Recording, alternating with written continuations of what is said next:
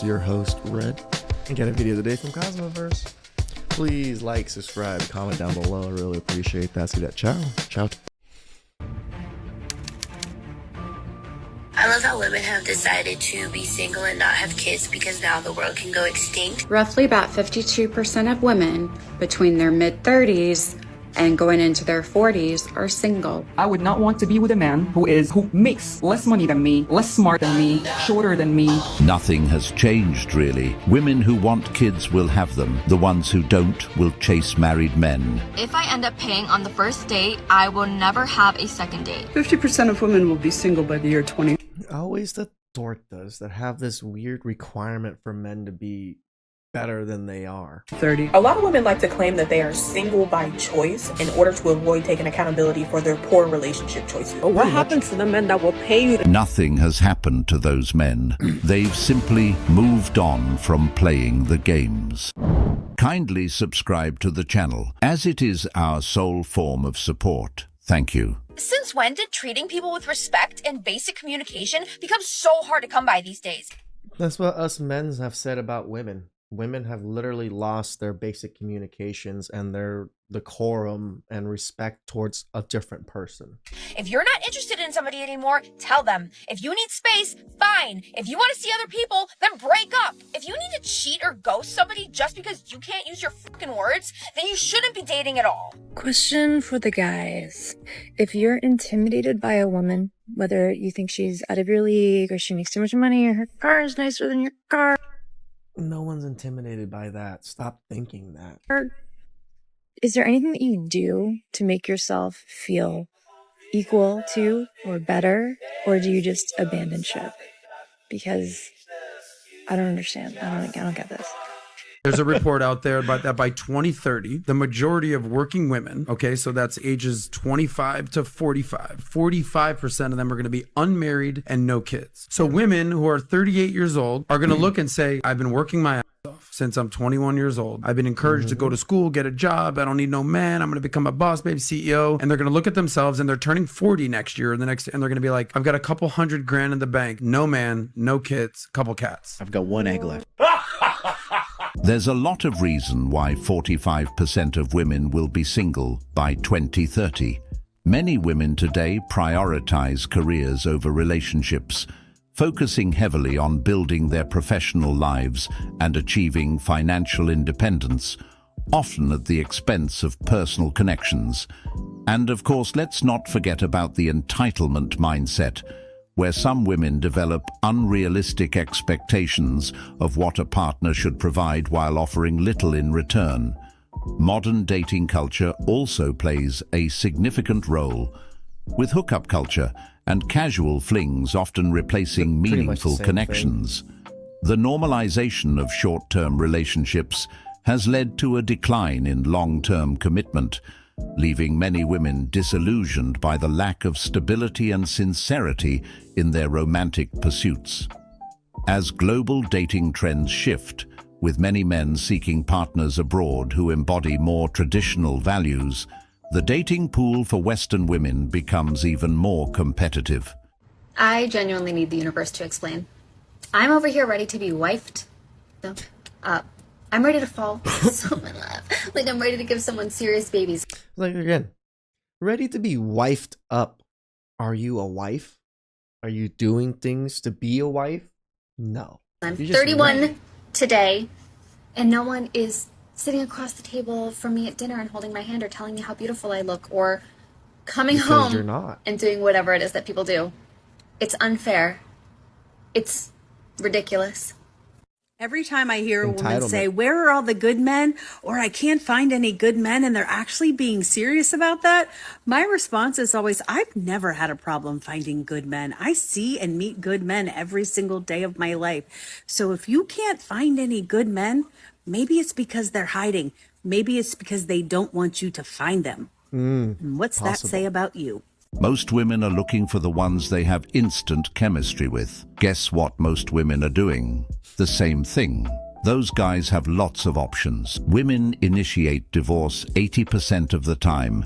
If 80% of the parachutes don't open, I'm not jumping. Being a good man, person in general, has got me burnt more times than I have fingers and toes. Some of their idea of a good man is a man. That's why that meme I posted, good men, and that's how you get. How do you break up a woman or make a woman leave you? Just be a good man. That's making six figures, 6'2", 6-pack abs, face of a model. That's what a lot of women think a good man is. They want a 10. Unrealistic expectations are the root cause of many women's disappointments. If these women were truly looking for good men, it would reflect in their actions and the men they choose to pursue and invest their time in. No, but they're looking for just hot, tall, rich men. That's all they care about. Those three things: hot, tall, and rich. Everything else can fall to the wayside. They can be a murderer, they can be a trapper, they can be whatever it is. Women don't care as long as they got those things. But it doesn't reflect that at all. Instead, many of them follow the same pattern over and over again, gravitating toward men who might be exciting in the moment, but lack the qualities needed for a healthy, long-term relationship. Then, when these relationships inevitably fail, they complain that there are no good men left, refusing to acknowledge their own role in the cycle. The fact is, many of these women need to reflect, look at themselves and what they're doing before declaring all good men are gone. These dudes didn't choose to go into hiding. They were forced to. Have you heard about Morgan Stanley study that about 40% of women will be single by 2030? It's crazy. Well, I did some research and I wanted to share some of the reasons why this might be the case. I love how women have decided to be single and not have kids because now the world can go extinct and the population can die, all because men thought the world revolved around them. Or women are super selfish and greedy, and once they had the choices to do whatever they wanted, they chose to end humanity. But it never did. It revolved around us. And now, because you don't want to listen to us, the world is going to end. I don't know where they get this idea from, that the world is going extinct because 45% of women don't want children. It's ridiculous. The notion that society is somehow doomed because a segment of women are opting out of motherhood fails to acknowledge a fundamental truth. People have been having children for centuries, and that won't change overnight. There are still millions of women around the world who do want children, who are committed to starting families, and who are raising the next generation. The idea that you're just getting replaced. Your ideology, your thought process is just getting replaced by people that have families, that push for families and push for more stabilized things in society. The entire world hinges on the choices of one demographic group is not only short-sighted, but also ignores the reality that family dynamics are evolving, not disappearing. The 55% of women who still want children are just as committed to continuing the human race, just as the generations before them did. What is the ideal age? I would have to say the person that I would marry right now. It's okay. Those 55% of women just have to all have 4 kids each, and we get to go. I would probably have to be between 32 and 43. Okay. What would you want his income to be? I was just having this conversation with my friend. You have to manifest a husband, girl. You have to really think about the lifestyle that you want to live. The lifestyle that you want to live. Want to live. So she doesn't currently live this lifestyle, but she thinks she qualifies for it. Probably said it all wrong. And she's a single mother. When it comes down to vacations and how many kids you want to have, just like the lifestyle that you want to have, my husband needs to be making like $650,000. Woo-wee. All right. 32, 43, exclude married, any race, minimum height 5'8", exclude obesity, and 650,000, 0.032, full-fledged caddy. 45% of prime working age women ages 25 to 44 will be single by 2030, the largest share in history, up from 41% in 2018. You know when you haven't had a talking stage for months and months? There isn't even a guy that you're crushing over. There is no one in your life. Like, I think I've become too comfortable with being by myself to the point where nothing has happened for months. There isn't even a male that I'm like, I was going to say fantasizing about, but you know what I mean. No. For those ladies out there who decided to stop dating, you don't have time to date, you're celibate, you're abstinent or whatever, and people give you a hard time, just tell them, listen, I am no longer willing to play these games, these dating games, these reindeer games that a lot of y'all are still willing to play. That's how you got to tell them. Translation. Ladies, you tell them that we are tired. We have used every sprinkle tactic in the book, but somehow these dusty men have figured out that we... Instead of complaining, they need to look in the mirror. This is all their own doing. It's their unreasonable standards, or shall I say, entitlement. For sure. They all believe they are somehow worthy of that social media ensue lifestyle, the money, vacations, luxury purchases, etc. Not to generalize. As woman, I don't have time to date. I'm not playing these games no more. Translation. I'm so old and my attitude sucks that no man wants my dusty tenderloins. By 2030, it is estimated up to 45% of women between the ages of 24 and 40 will not be married and will be childless. And there's many debates on why this might be the case. And I am a mum to a 29-year-old and a 21-year-old. I'm around a lot of their friends. And what I hear from them is, number one, they don't want to be left, if they choose to have children with somebody, left having a child or left looking after a child on their own, which we know the vast majority of single parents happen to be women, and women simply don't want to put themselves in that situation. And I suppose we still demonise single mothers. They get an awful reputation or an awful name. People look very poorly on single mothers. The other is the world is a much smaller place and they just want to do other things. Like having a child doesn't seem like the goal anymore. Doesn't seem like the gold standard to them. And then being in a marriage is... Yeah, it's Birkin bags and Louis Vuitton bags. Those are their goals now. Something that they just don't aspire to. Like they have relationships, but they don't see the need. Like once upon a time, women believed that being married and having children was like you won the lotto, but we've learned that definitely isn't the case. It's true that the vast majority of single parents are women, and that's largely because of women's choices. Now, I'm not saying it's their fault every single time. There are cases where circumstances are beyond anyone's control. But for the most part, women are the ones who actively choose these men they procreate with. They make these decisions despite the clear red flags, and then later act surprised when the relationship falls apart or the man doesn't step up to his responsibilities. It raises the question, what happened to the intuition that so many women are so proud of? They suck! And it doesn't matter if 45% of women are projected to be single or don't want to have kids, because men nowadays are starting not to want children. And fun fact... And it's a bad way to go for society when women don't want children and then now men are not wanting children. We're going to die off. This is why I still push. I push. I'm not saying you have to, but it'd be nice if this is what you guys want. You guys want families. You guys want kids. You guys want a legacy. You guys want to, what is it called? Like, soil the earth with your seed. Like, go ahead. Do that shit. As long as you can take care of your kids. In my opinion, it's probably the best way to go.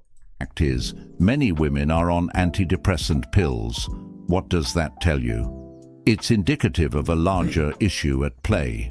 When you look at the numbers, it's clear that many women today are struggling with stress, anxiety, and feelings of emptiness. I'm a 30-year-old woman who is single and have never had a boyfriend, and I still live at home with my parents. Ready with me for date number 3 with the same person. We're doing dinner and a movie. What I find really hard with dating is that you have all these ideal situations in your head and relationships and partners, and it's a lot for your brain to process. Also trying to figure out if you actually like this person. I love this comment. I truly do. So let's discuss it, okay? I believe the Miss Independent Woman thing swung way too far on the pendulum years ago, and ultimately, independent women took on so much masculine energy. We emasculated men. Now I truly desire a masculine man, but if I am so independent, I don't need a man, well then you're going to keep men away from you, right? Yep. And so I am learning that fine line, that dance, that balance of being driven and ambitious and independent, because I think that's sexy. I think independence is sexy. However, yeah, in men, but men don't see it the same way in women. I have to create space for that masculine man that I ultimately desire, because otherwise, taking on so much independence, men don't feel like men. Men are, that innate desire behind them is to provide and safety and security, right, men? I would love to hear you chime in. So women, if you truly want that masculine man, that yin and yang in a relationship, it's okay to be independent, but it's okay to bring your guard down to create space for him to take over too. True. The only thing this independent thing has done to women is push men away and has made them repulsive. When independence becomes an obsession or a defense mechanism, it can make women appear unapproachable or emotionally unavailable.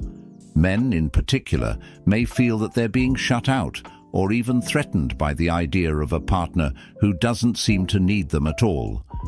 The irony is that many women who embrace this hyper-independence, it's the, if you don't need me, what makes you think I need you then? Wonder why men are less interested in committing or building relationships with them.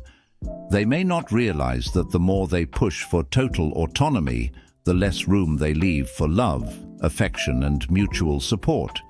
Over time, they're pushing to be the men in their relationship. They're literally grooming themselves to be the husband. But when they want a husband and the husband doesn't want to play the wife role, they get confused. This can lead to frustration on both sides. Men may withdraw, feeling that their efforts are not appreciated or needed, while women may feel the pressure of their independence has isolated them even further. To think that in a way that maybe this is really crucifying my dating life is a hard pill to swallow. And, I know that some people are going to say, no, it's okay to be successful.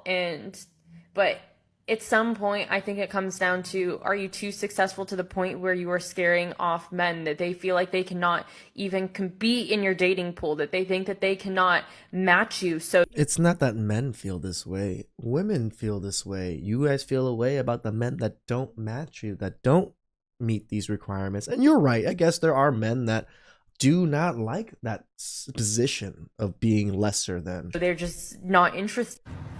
I'm confused about something. Why do men always assume that we have rosters? Because it's easy for you to acquire a roster. It's literally just answering messages that you receive on a daily basis. Like, even if we've not done anything for you to think that we have a roster, is it just so that you feel better about yourself when we don't like you? That if we say we're not interested down the road, that you're like, oh, well, I'm just one of the many on your roster, so I knew this was going to happen anyway.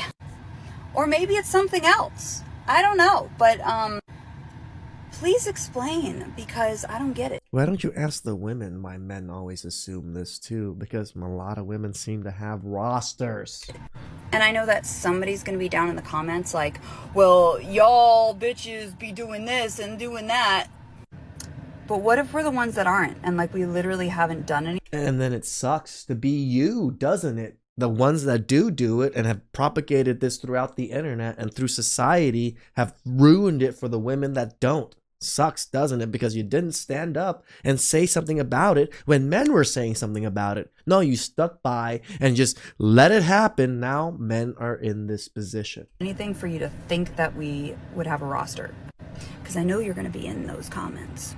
I am talking about the women that do nothing to show that we have a roster, and you just somehow assume that we do. Men think that women have rosters because they've dealt with multiple women who've had them.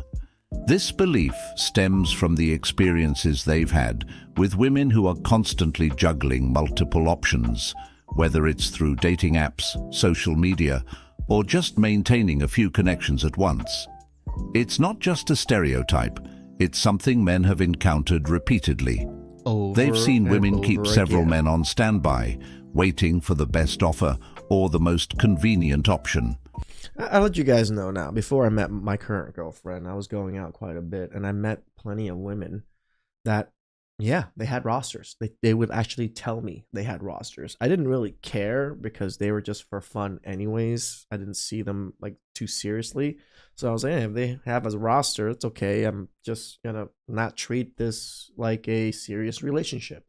And then they wonder why men don't treat it like a serious relationship.